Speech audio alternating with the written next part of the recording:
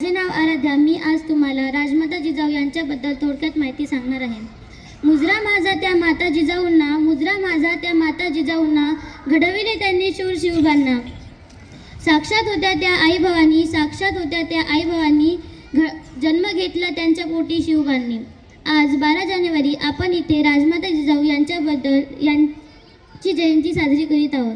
राजमाता जिजाऊंचा जन्म 12 जानेवारी 1598 रोजी बुलढाणा जिल्ह्यातील सिंदखेड राजा येथे झाला. राजमाता जिजाऊंच्या वडिलांचे नाव लखुजीराव जाधव व आईचे नाव म्हाळसाबाई असे होते.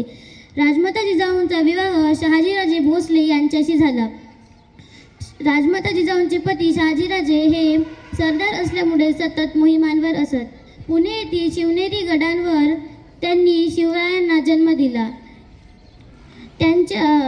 त्यांनी शिवरायांच्या मनात स्वराज्य निर्माण करण्याचा प्रचंड आत्मविश्वास निर्माण केला. दुर्दैवाने राजमाता जिजाऊ 17 जून 1674 रोजी अखेरचा श्वास घेतला.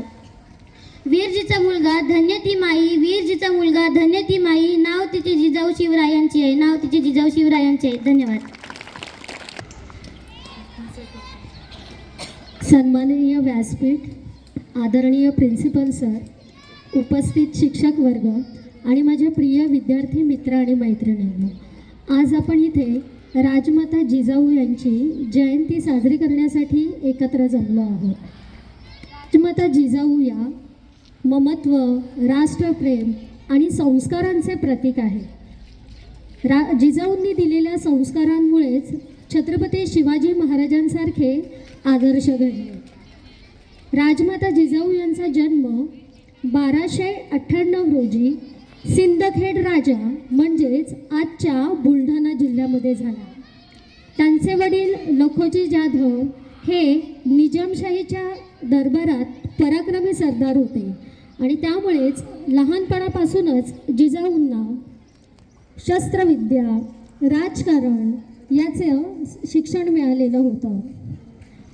जिजाऊंचा विवाह शहाजीराजे भोसले यांच्याशी झाला.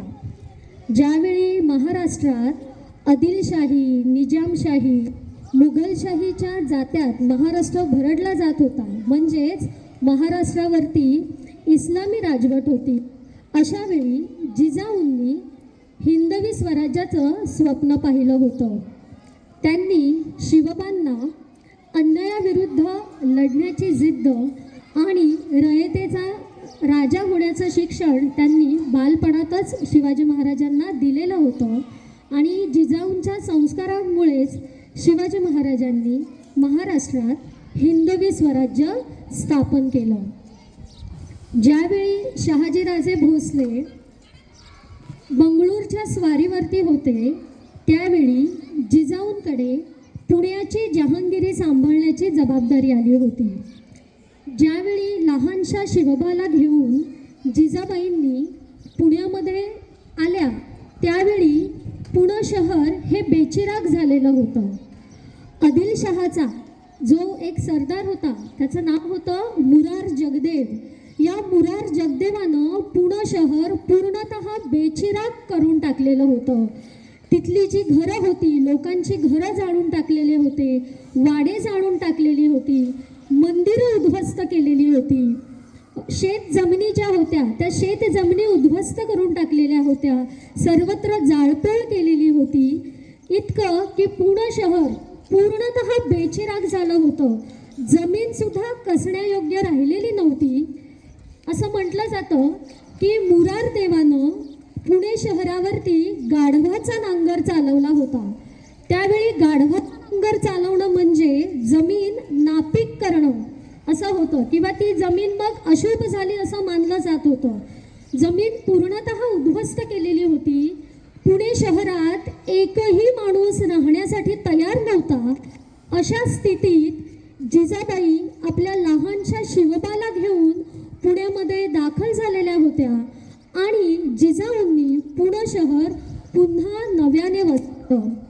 पुण्यामध्ये तिथल्या लोकांना त्यांनी शेतजमिनी पुन्हा कसायला लावल्या, लोकांना घरं बांधायला सढळ हाताने मदत केली होती.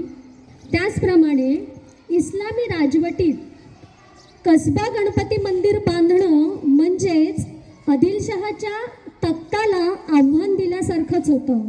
जिजाऊंनी पुन्हा एकदा पुण्यामध्ये घर बांधून पुण्यामध्ये तिथल्या लोकांना शेतजमिनी कसावयास सांगून पुणे शहर पुन्हा नव्याने वसवलं. शिवापूर, जिजापूर अशा व्यापारी पेठा त्यांनी निर्माण केल्या.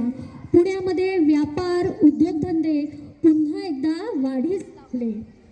जिजाऊंच्या काळातच स्त्रियांवरती होणाऱ्या अत्याचारांना प्रतिबंध बसला. परस्त्री ही माते समान असते ही भावना जनमनात रुजविली गेली. ज्यावेळी शिवाजी महाराज आग्र्याला नजरकैदेत होते त्यावेळी स्वराज्याचा राज्यकारभार सुरळीतपणे पार पाडण्याची जबाबदारी जिजाऊंनी उतारवयातही समर्थपणे पेलली. अनेक संकटांशी सामना करून दुःखाचे डोंगर पेलवून या माताने त्याचप्रमाणे त्यांचा मुलगा छत्रपती शिवाजी महाराज या दोघांनीही भारत भूमीवर हिंदवी स्वराज्य स्थापन केले आणि भारताच्या इतिहासाला नवी कलाटणीच दिली. जिजाऊंचे जीवन हे आपल्या सर्वांसाठी प्रेरणादायी आहे. तुम्ही त्यांच्यापासून प्रेरणा घ्यायची आहे. एवढंच बोलून मी माझे 2 शब्द थांबवते. जय जिजाऊ, जय शिवराय. थँक्यू.